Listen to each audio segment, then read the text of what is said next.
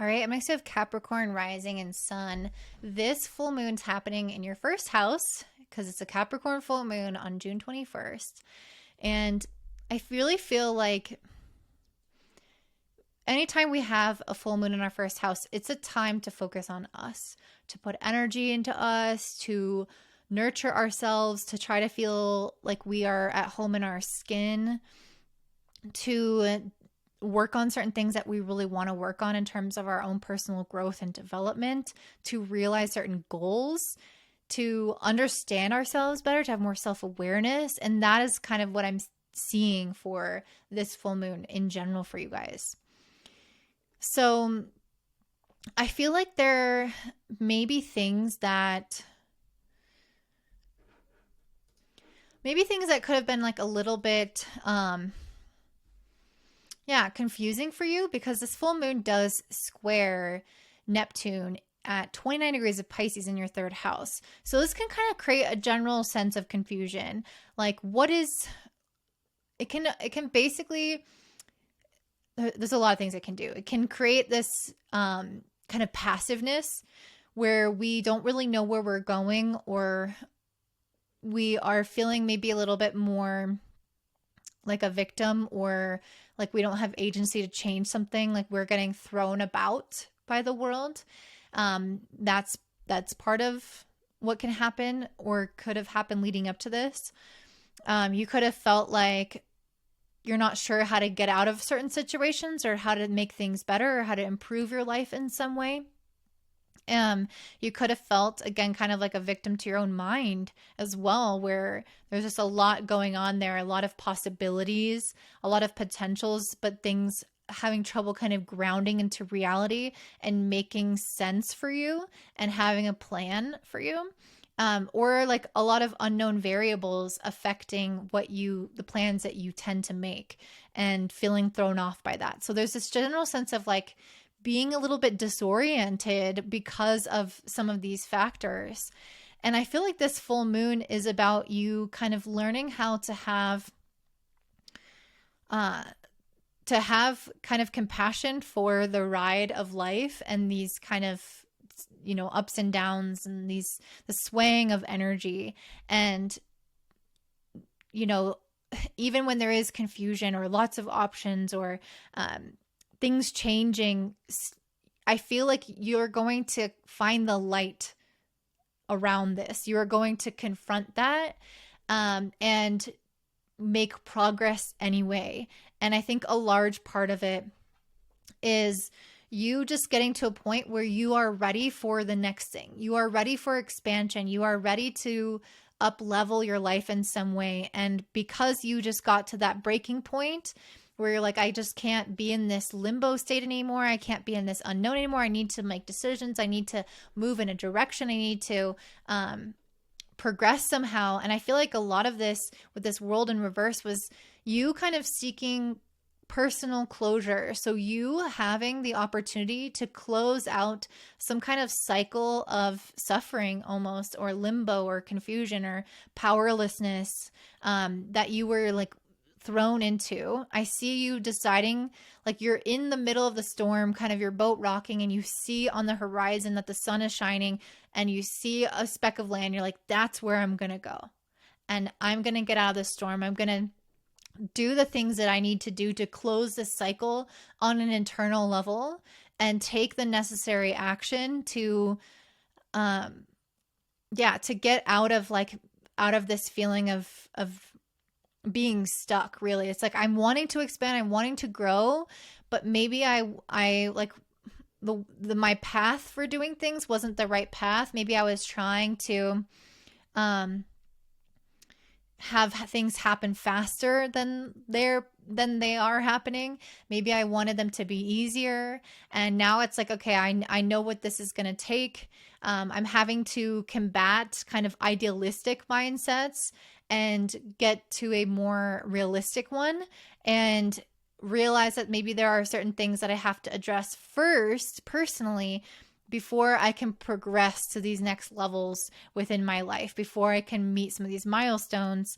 And I feel like making those decisions is actually what starts to cultivate this this ability to kind of create what you need for yourself. The Queen of Pentacles in reverse feels like you really taking care of yourself financially, making sure that you have everything that you need, making sure that you are taking the action necessary, taking care of yourself and taking care of your home with this home card.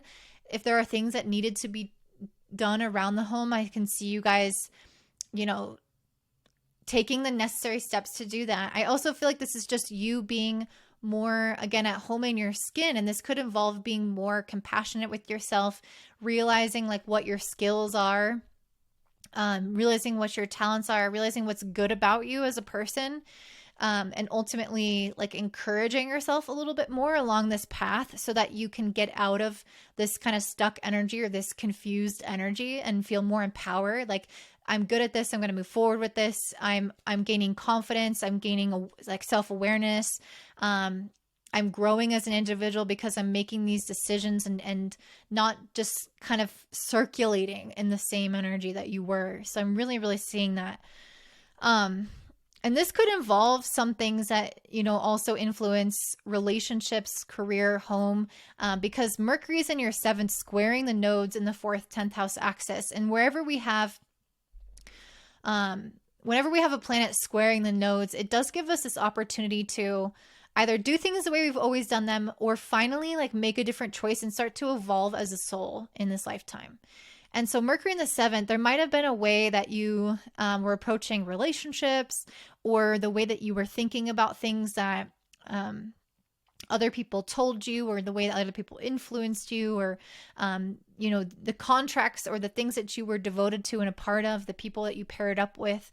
There's something about that you made, or you're making a critical decision on how to change that to move forward within home or career in a different direction that will progress either of those areas. So this could look like you deciding to move, or signing a contract to move, starting a new job, changing something within the physical home or within your family member's relationship, changing something within your relationship with clients or with your boss. So it's kind of a lot of things that it could be, but there's something here where it's like, no, I'm going to do what's best for me. I'm finally going to take care of me. I'm going to take the necessary action I need to take. I'm not going to try to cut corners. I'm not going to try to wish it were better, wish it were different, or, you know, look for an easier solution. I'm going to truly just do what I need to do to make this happen.